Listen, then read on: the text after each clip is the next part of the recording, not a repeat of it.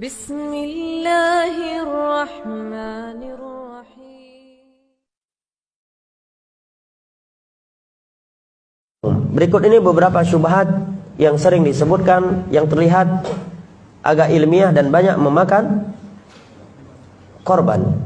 Bahwa Nabi SAW suatu hari berkata kepada Bilal, "Wahai Bilal, aku mendengar suara terompak engkau, sendal engkau, ya, di dalam surga. Amalan apa yang engkau lakukan sehingga engkau mendahului aku dalam hal ini?" Maka Bilal menjawab, "Tidaklah aku wudu, melainkan aku salat 2 rakaat setelah itu."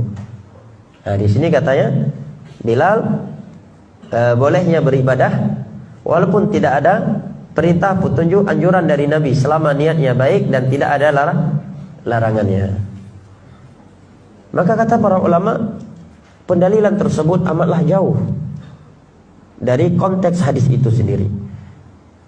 Karena Nabi tidak bertanya, "Kenapa kamu melakukan salat 2 rakaat setelah wudu?" Nabi cuma bertanya, "Amalan apa yang engkau lakukan sehingga Allah memberikan untukmu keutamaan ini?" Jelas ya? Sehingga tidak ada isyarat sedikit pun bahwa 2 rakaat itu, 2 rakaat setelah wudu belum pernah Nabi ajarkan, kemudian Bilal melakukannya sendiri. Ya. Jelas ya? Bahkan kalau kita lihat kepada hadis-hadis yang lainnya, Nabi telah menganjurkan salat 2 rakaat setelah wudu. Seperti dalam hadis Utsman bin Affan dan yang diriwayatkan oleh Al-Imam Al-Bukhari dan Muslim. Nabi menyatakan, "Man tawadda'a nahwa wudu'i hadza thumma yusalli raka'ataini la yuhadditsu fihi ma nafsuhu ghufira lahu ma taqaddama min dhanbi." Barang siapa yang berwudu dengan seperti wuduku ini, kata Nabi, kemudian dia salat 2 rakaat dengan khusyuk, maka akan Allah ampuni seluruh dosa-dosa yang telah berlalu. Yang kedua, menyimpulkan kesimpulan seperti itu, ini bentuk adab yang tidak baik kepada Bilal. Jadi seakan-akan beliau melakukan suatu ibadah yang belum pernah dianjurkan oleh Rasulullah. Dan itu jauh dari para sahabat Nabi SAW.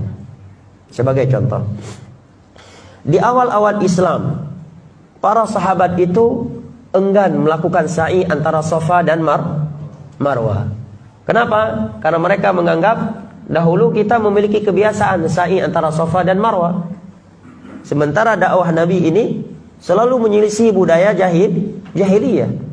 Begitu mereka pergi haji atau umrah di awal-awal Islam, agak merasa berat ingin melakukan ibadah sa'i dan antara Safa dan Marwah. Sampai turun firman Allah Jalla wa Ala, "Inna Safa wal Marwata min sya'airillah.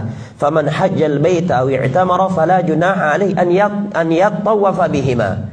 Setelah itu baru para sahabat melakukan sa'i antara Safa dan Marwah. Ini menerangkan kepada kita bahwa para sahabat Nabi itu adalah orang yang paling tidak berani melakukan suatu ibadah sebelum mendapatkan anjuran atau petunjuk dari Allah dan Rasulnya. Jelas? Taib. Kemudian andai kata pun kita mengalah, anggaplah Bilal melakukannya sebelum mengetahuinya dari Nabi, maka kita katakan setelah itu Nabi mengikrarkannya, ya kan, membenarkannya, maka sudah menjadi hadis. Karena definisi hadis itu, kata Imam Ibnu Hajar dalam kitabnya Nukhbatul Fikr dengan syarahnya Nuzhatun Nazar, ma udhifa ila Nabi sallallahu alaihi wasallam min qaulin aw fi'lin aw taqririn aw sifatin khuluqiyatin aw khalqiyyah. Sesuatu yang dinisbatkan kepada Nabi berupa ucapan, perbuatan, takrir, ikrar, atau sifat beliau yang berkaitan dengan postur tubuh atau akhlaknya. Nah, coba sekarang buktikan ibadah yang saudara lakukan saat ini yang belum ada di masa Nabi, adakah dalil bahwa Nabi pernah mengikrarkannya? Ya, jelas ya?